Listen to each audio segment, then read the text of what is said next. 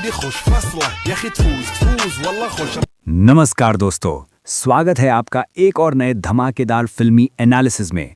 आज हम बात करने वाले हैं उस तूफान की जिसने बॉक्स ऑफिस पर धुरंधर बनकर दस्तक दी है। डायरेक्टर आदित्य धर की ये स्पाई थ्रिलर जब अनाउंस हुई थी तो पोस्टर पर बड़े बड़े नाम थे, रणवीर सिंह, संजय दत्त, आर माधवन, अर्जुन रामपाल। सबको लगा कि ये सुपरस्टार पावर का खेल होगा, लगा कि स्क्रीन पर सिर्फ मसल्स और एक्शन का शोर होगा। लेकिन पिक्चर खत्म होने के बाद जब जनता थिएटर से बाहर निकली तो उनकी जुबान पर हीरो का नाम नहीं था, उनकी जुबान पर सिर्फ एक नाम था। वो नाम जो ना प्रमोशन करता है, ना पेपराजी के सामने फालतू पोज देता है और ना ही सोशल मीडिया पर रील बनाता है। लेकिन जब कैमरा रोल होता है तो बड़े बड़े सुपरस्टार्स पानी भरते नजर आते हैं।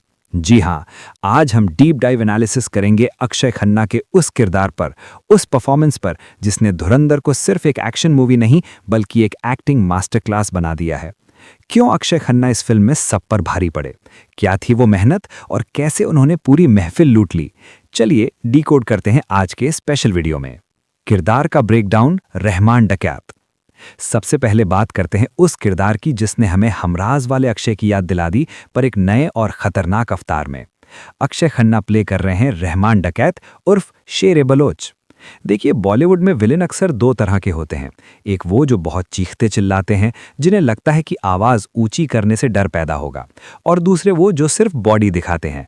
लेकिन रहमान डकैत इन सब से अलग है। स्क्रिप्ट में ये रोल एक टिपिकल गैंगस्टर का हो सकता था, लेकिन अक्षय ने इसमें जो जान डाली है वो कमाल है।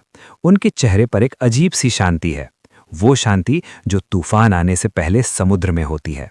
काला चश्मा, काले पठानी सूट और रेगिस्तान की धूल के बीच उनका वो ठंडा रवैया। जब वो स्क्रीन पर आते हैं तो लगता है कि ये बंदा बिना बंदूक उठाए भी जान ले सकता है। उनकी आंखों में वो मनोवैज्ञानिक भार है जो रणवीर सिंह के हाइपर एनर्जेटिक कैरेक्टर के बिल्कुल अपोजिट खड़ा होता है, और यही कॉन्ट्रास्ट इस फिल्म की सबसे बड़ी जीत है। एक्टिंग एनालिसिस, खामोशी का खौफ। एक्टिंग का एक पुराना उसूल है, जो एक्टर बिना बोले सीन खा जाए वही असली लेजेंड है, और धुरंधर में अक्षय खन्ना ने यही किया है। आप नोटिस करिएगा, पूरी फिल्म में उनके डायलॉग्स बाकी एक्टर्स के मुकाबले कम हैं, लेकिन उनका स्क्रीन प्रेजेंस सबसे ज़्यादा है।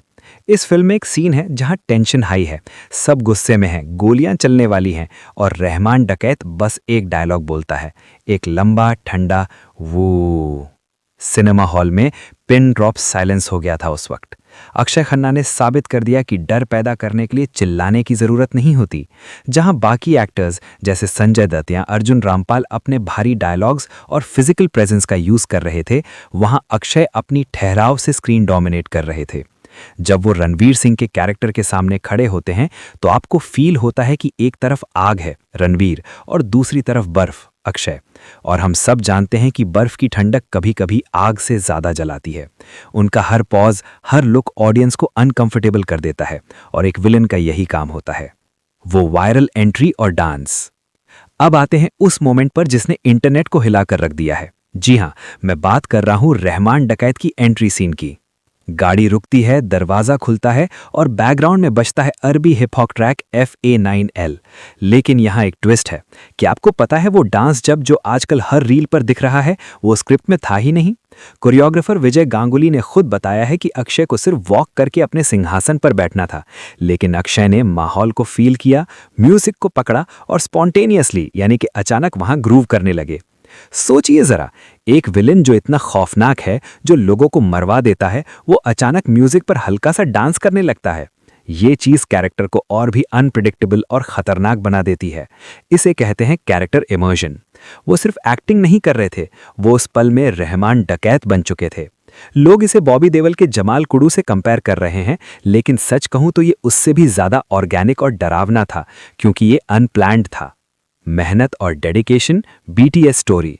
अब आपको लग रहा होगा कि ये सब तो टैलेंट है, इसमें मेहनत कहाँ है? रुकिए, आपको एक इनसाइड स्टोरी बताता हूं जो शायद आपने मिस कर दी हो।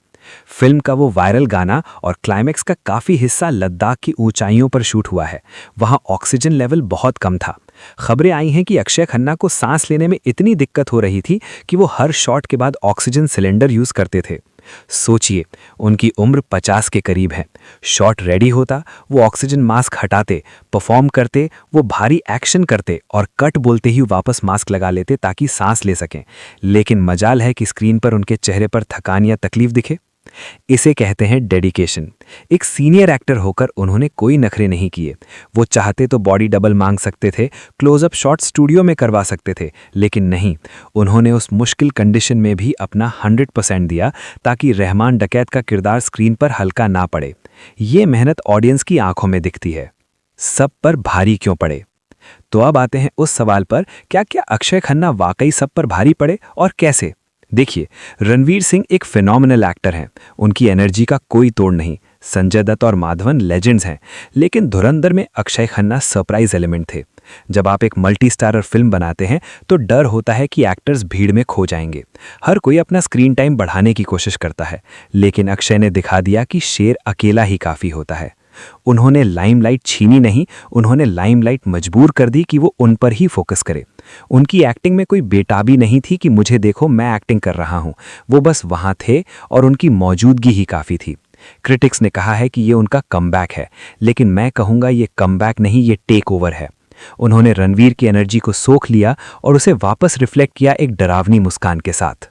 जब विलन हीरो से ज़्यादा पावरफुल लगने लगे तभी पिक्चर हिट होती है, और यहाँ अक्षय ने फिल्म का लेवल उठा दिया। निष्कर्ष, साल 2025 अगर किसी एक्टर के नाम लिखा जाएगा तो वो अक्षय खन्ना है। पहले छावा में औरंगजेब बनकर डर पैदा किया और अब धुरंधर में रहमान डकैत बनकर स्टाइल और स्वैग का नया बेंचमार्क सेट कर दिया। अगर आपने धुरंधर देखी है तो कमेंट करके बताइए कि आपको अक्षय खन्ना की एंट्री कैसी लगी।